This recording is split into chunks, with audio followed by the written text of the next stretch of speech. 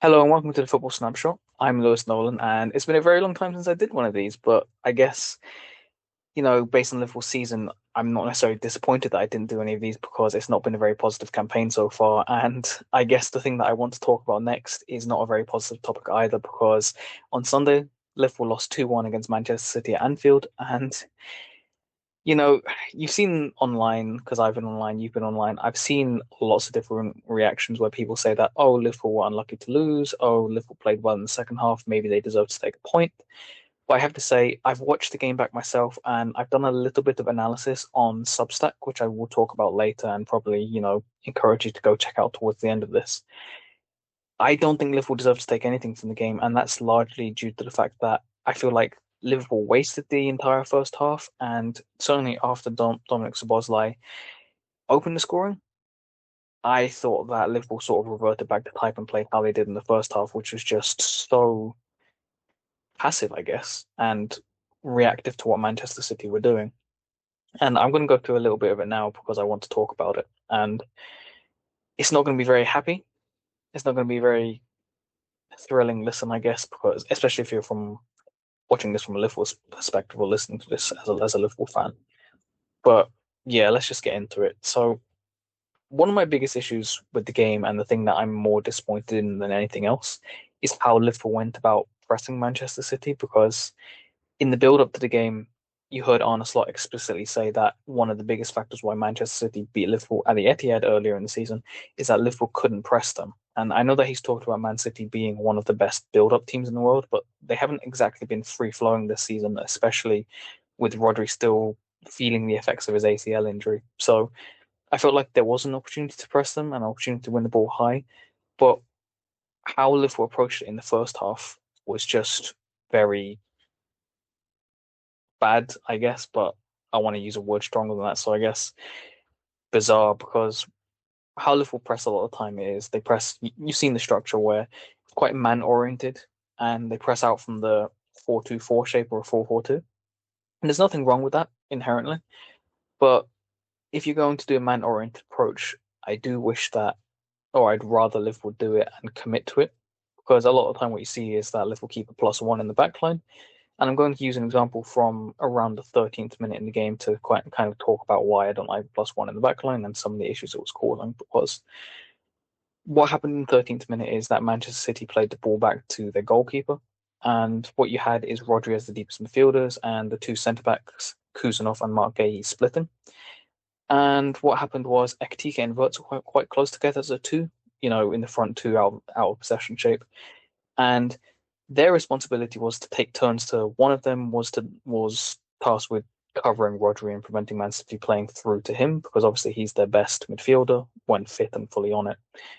But also their responsibility was to, well, say one of them went on to Rodri, the other one was supposed to, I guess, direct Manchester City's play. So maybe do a curved run, force Man City to play either to the right or to the left, and then Liverpool would look to squeeze and either make Man City play a really risky long ball, or they'd look to win it high and then create a high quality chance themselves. But one of the problems with that is Ryan Gravenberch was on Nico O'Reilly, who was one of Man City's midfielders on the day. McAllister was on Bernardo Silva in that instance, and then, like I said, Ekitike and Wirtz kind of like took it as a pair to kind of cover Rodri and also, direct the play.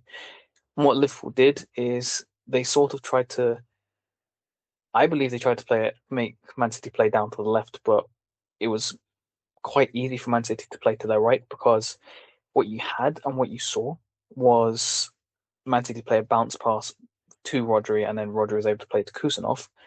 But one of the reasons why they're able to do that so effectively is because Ekitike and Wirtz, who I mentioned were pressing as that front two unit, they were very far away from the supportive act of, the other eight players in the team because Liverpool this season, they don't press as a collective or cohesive unit. And my point about that is it makes the distance bigger and it makes, teams who want to play out of pressure, two passes, bounce passes, third man combinations, things like that, do that. And you're already out of Liverpool's pressing trap. But, you know, I'd say the bigger reason why in the 13th minute specifically, which I did write about on Substack and I'll mention later, One of the biggest reasons why that was such an effective strategy, or in that moment why Liverpool weren't able to win the ball back, was purely for the fact that Anton Semenyo, who was their Man City's right winger on the day, he was playing very narrowly and he decided to drop quite deep. And he'd been doing that earlier in the game, and Kirkus had been following him because obviously he'd be up against Kirkus as a left back. But Kirkus wasn't particularly comfortable following him into midfield zones and into deep areas of the pitch. And then also by doing that, Kirkus would leave Van Dijk isolated 1 versus 1 against Erling Haaland. And obviously, Arne Slot, we know he likes to keep the +1 at the back. You don't want to leave Erling Haaland 1 versus 1 with any of Liverpool's defenders. But again, the issue with that is then who picks up Semenyo if Kirkus is not going to track him into midfield. So what Arne Slot did in the 13th minute, after seeing instances of, Kirkus not really knowing what to do, even though I think he did all right, but it's not a comfortable position for Kirkus to be in. He asked Cody Gakpo to track Semenyo, and that's not necessarily a problem by itself, but Cody Gakpo was playing as our left winger. And by asking Cody Gakpo to track Semenyo, that freed up Kirkus to go press Mateus Nunes, who was Manchester City's right back on the day. But then that left no one to press Kusanov because we don't have a left winger in that area anymore because our left winger is now tracking Manchester City's right winger, who's dropping deep into midfield. So obviously now Kusanov, Manchester City centre back, has a lot of time in the ball. And that's a consistent theme with Liverpool where either the initial line of defenders that we're pressing, they have all the time in the world to pick up the ball. But even if our press, even the front two, even if they do apply a degree of pressure, the opponent still has, after a bounce pass or after a third man combination, they still have time and space on the ball to either progress by dribbling themselves or picking out another player.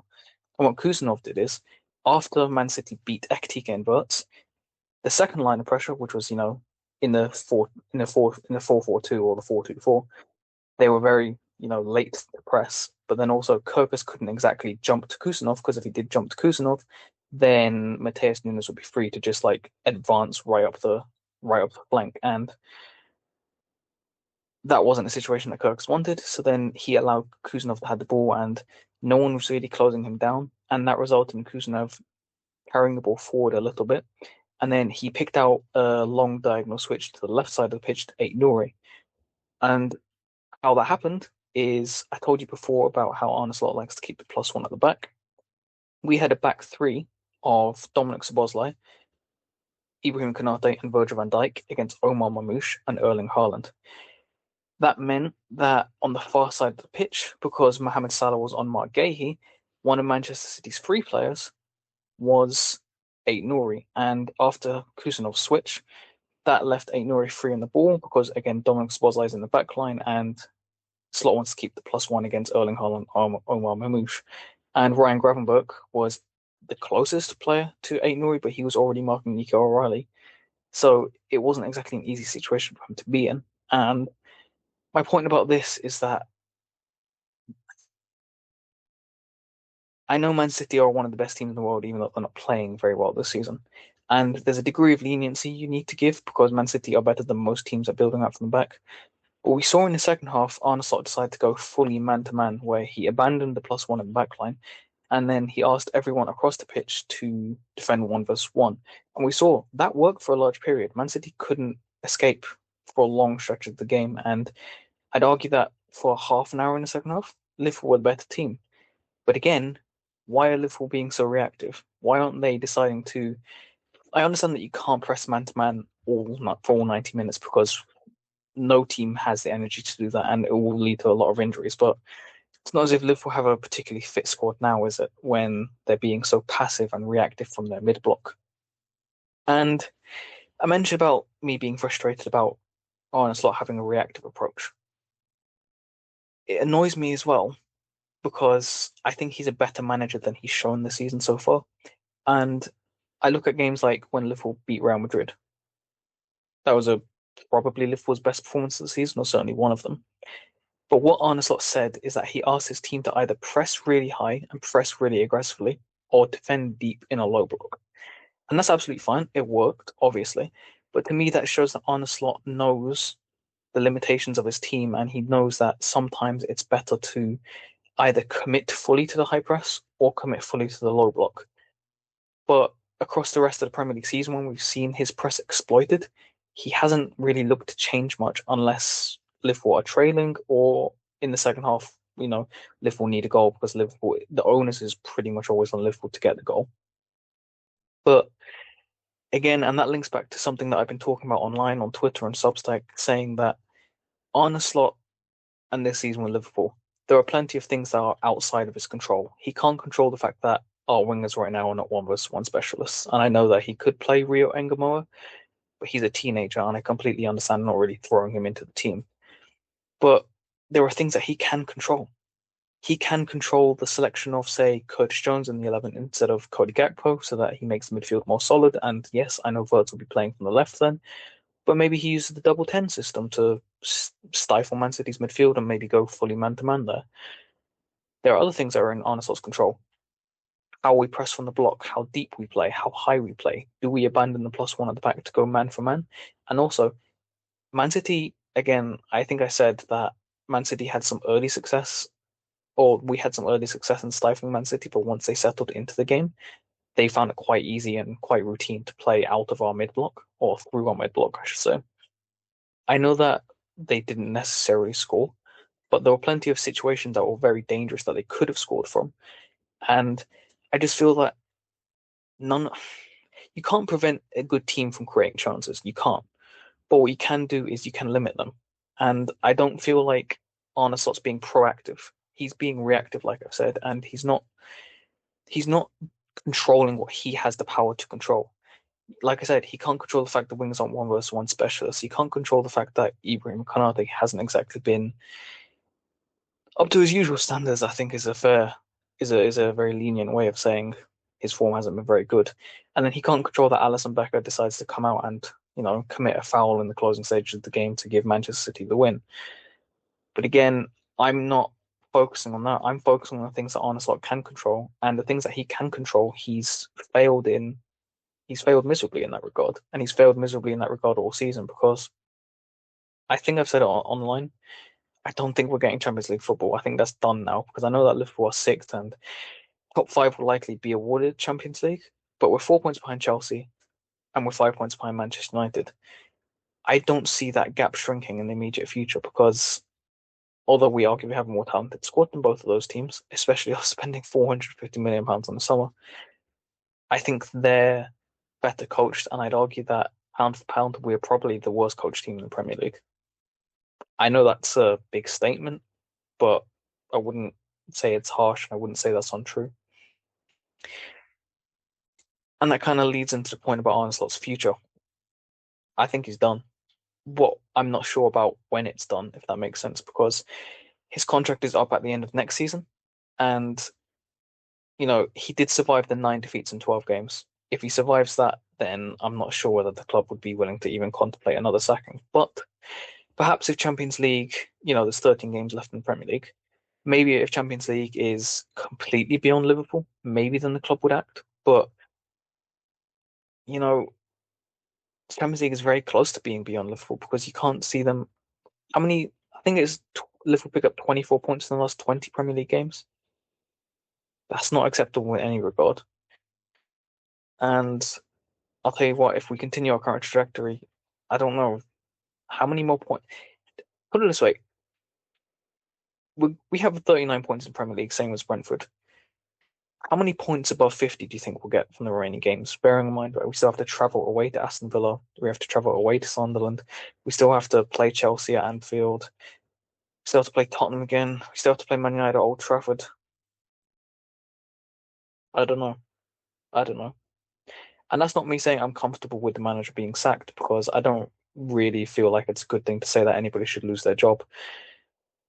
But I also think it's fair to say that you have to realize that Liverpool are one of the biggest clubs in the world.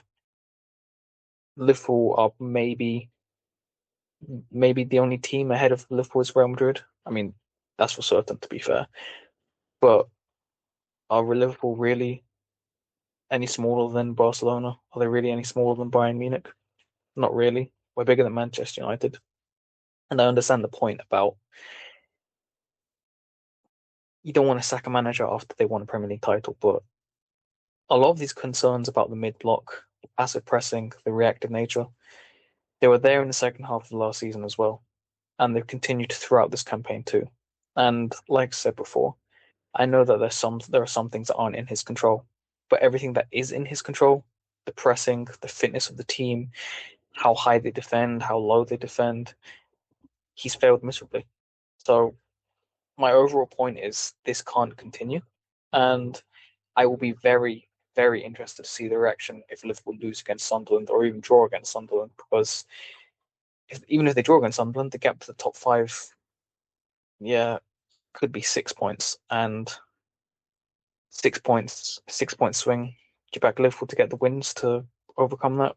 I'm not sure, but yeah, I will have more content coming out. By the way, this is sort of my comeback, maybe comeback. Yeah, call it a comeback. But yeah, I've been writing more articles on my Substack. I've been more active on Twitter as well. So hopefully you'll see more videos from me. Hopefully you'll see more podcasts from me, audio things as well. And hopefully Liverpool will actually have a few wins to talk so that I have something positive to talk about, because if you have been listening to this, I'm sure it hasn't been the nicest to listen to. But yeah, I've enjoyed doing this, and yeah, see you next time.